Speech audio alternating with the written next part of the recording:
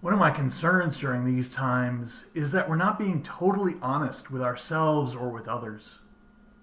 Out of what I choose to believe is care, we tell people that we are doing well or hanging in there or that we're keeping on, keeping on.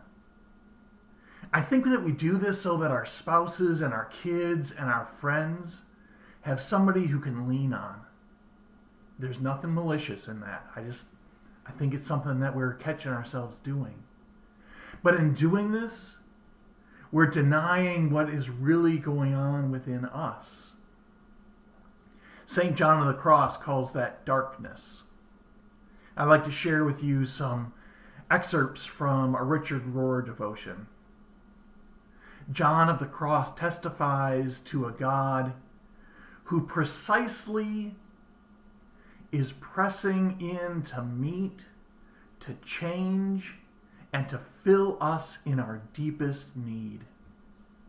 Love changes people, and John's witness to God's love may help us to trust and be brave. A generous God is fine when things are running smoothly, but what about when they are not and darkness is invading? What about when trusted patterns have broken down, or we feel too far gone to bother even trying? We dwell at our outer limits, and some events in life, loss, failure, stress, sin, they remind us of the threat of chaos.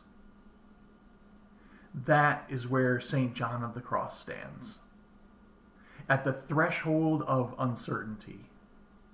And he assures us that what dwells beyond is not simply chaos. The darkness bears the Spirit of God and broods over the water of death and has the power to work resurrection. In our darkness, he finds Jesus' darkness. And what echoes is the impact of Easter. Night. We cannot stop it or hasten it. It just comes. And it teaches us every 24 hours that we are not in complete control. John does seem to think that there's something important here. Others speak of growth, suffering, purification, but we are calling it night, calling it dark night, very appropriately.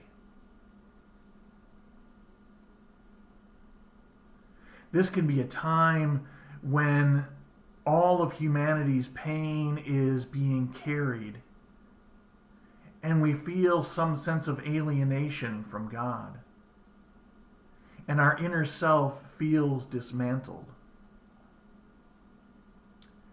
That is the resonance of the symbol of night, of dark night for John.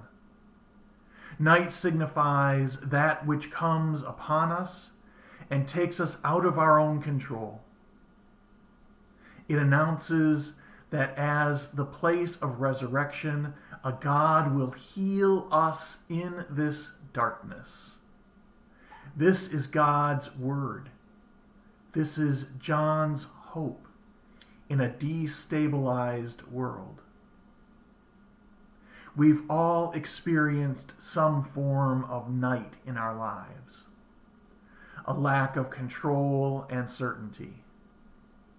But we're also fortunate to have wise and good guides like John of the Cross, who will accompany us, reminding us that we are not abandoned by God in these times, but loved more deeply than we can imagine all the way through them.